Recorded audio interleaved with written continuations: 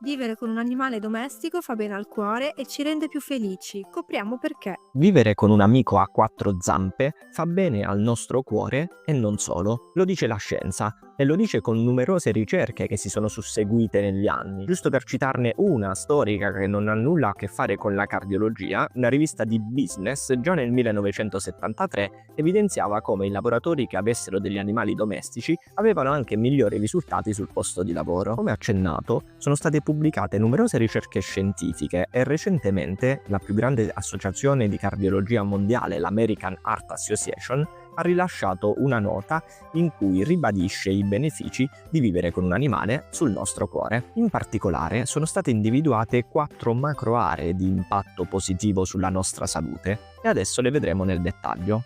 La prima macroarea riguarda proprio il luogo del lavoro. Infatti numerosi studi hanno dimostrato come la presenza di animali sul posto di lavoro aiutano a ridurre lo stress, aumentare la produttività e anche la soddisfazione dei lavoratori.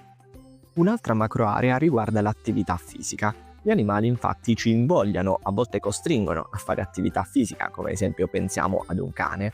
Inoltre numerosi studi hanno dimostrato come possano ridurre il rischio di depressione. Un'altra macroarea molto importante è quella del combattere la solitudine. Infatti i nostri amici a quattro zampe ci aiutano a sentirci meno soli quando stiamo con loro. O ancora pensiamo quando portiamo al parco ad esempio un cane e riusciamo a socializzare con altre persone e animali, o anche semplicemente con un gatto portandolo dal veterinario o partecipando a delle attività che sono state pensate apposta per i nostri amici.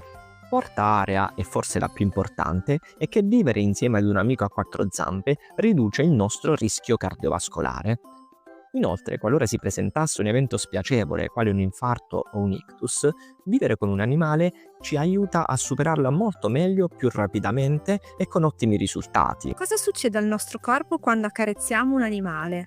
Accarezzando e passando del tempo insieme ai nostri piccoli amici, rilascia delle endorfine e l'ossitocina, che sono gli ormoni della felicità, gli ormoni antistress. Questa cosa può avere degli importanti risvolti sulla nostra salute.